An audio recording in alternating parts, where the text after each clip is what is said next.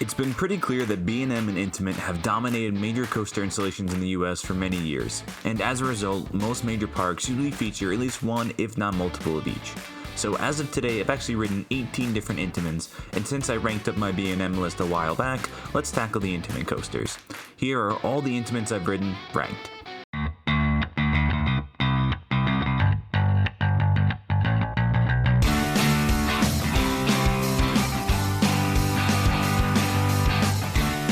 Now, before we jump in, some notable missing coasters are Top Thrill Dragster, Velocicoaster, and if you're watching this a little bit in the future, Pantheon.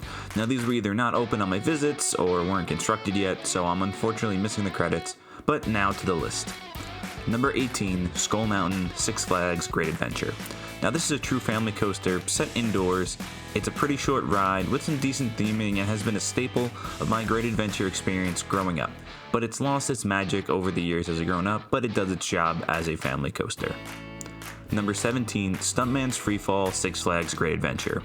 Now this one is a little bit debatable if it's an actual coaster, but I think that these first generation Intamin Freefalls meet all the coaster criteria and it checks all the boxes, and it's honestly one of the cooler and odder ride experiences out there. The only North American one remaining is at Dorney Park in Demon Drop. Number 16, Timmy's Halfpipe Havoc Nickelodeon Universe. Staying in Jersey with the only Intamin halfpipe on this list, this ride spins guests as it launches up 2 vertical spikes, supplying some fun moments of weightlessness and laterals, depending on the position you're in. Now, this still feels a bit like a flat ride, but it's a good fit for an indoor park, and it does what it's supposed to do. Number 15, La Vibora at Six Flags Over Texas. Moving down south, this is the only Intamin in the original Six Flags park. Now, a bobsled coaster that is probably the roughest I've experienced, but it's also most intense compared to avalanche and flying turns. Now, it started its life in California in 1984, so this may soon be removed for a more modern coaster.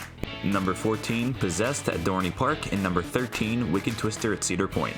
Now, these next two are a pair of impulse coasters. Wicked Twister just officially closed, and many are hoping that the former tallest impulse coaster gets moved somewhere else, but for now, both rides offer some intense launches and fun floating time up on those spikes.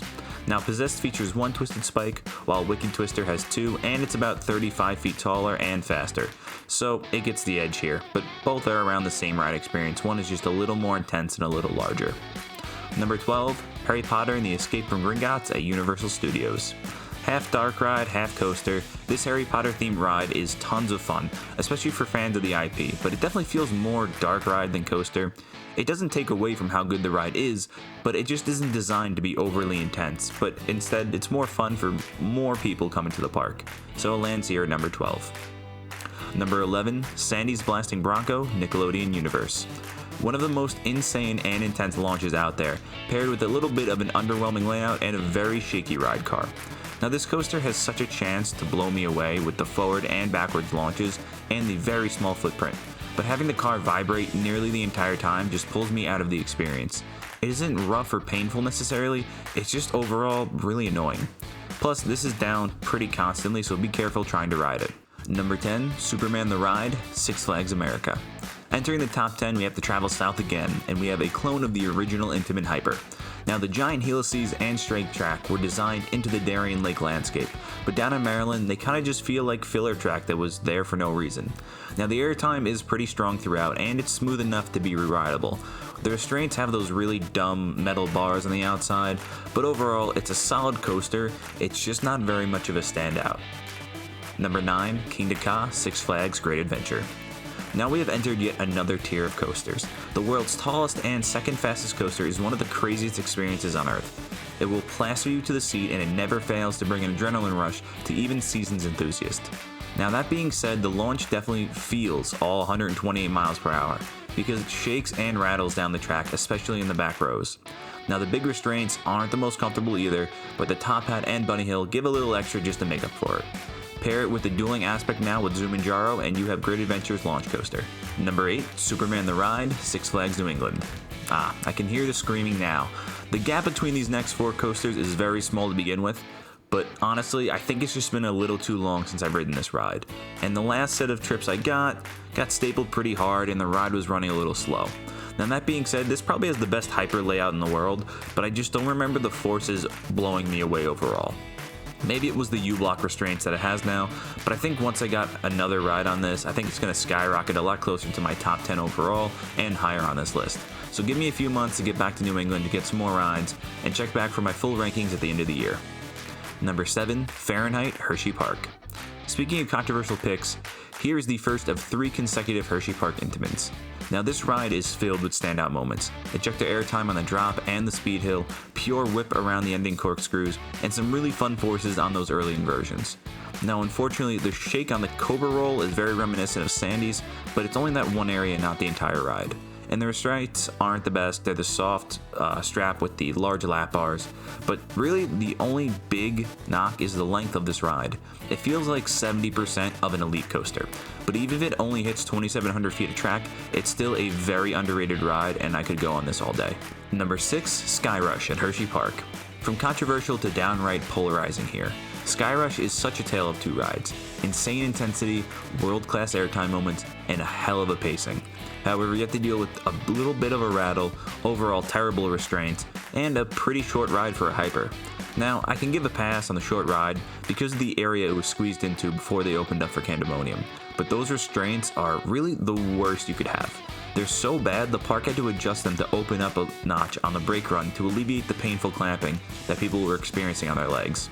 Now that being said, the insanity of that drop, the first turn into a pair of world-class airtime hills, is about as strong as a set of elements can be. They wash out with the bad to create a top 20 ride that has fallen almost every year in my rankings. Number 5, Stormrunner at HersheyPark. Then we have the hidden gem of the Intamin accelerators. This coaster has to be my favorite launch, and unlike Ka, actually has a semi-complete layout. Sure, it isn't the same scale as the Jersey Strata, but the top hat does the job and supplies some strong airtime. The king of the show here is really that set of inversions that follow, capped by a one-of-a-kind flying snake dive. Again, another short ride here, but this one is pure bliss from start to finish, and it leaves me breathless on the brakes almost every time. I think many finally realized how important this is to the park's lineup and just how good it is when it was closed for all of 2020 due to repairs. Number 4, Millenium Force, Cedar Point.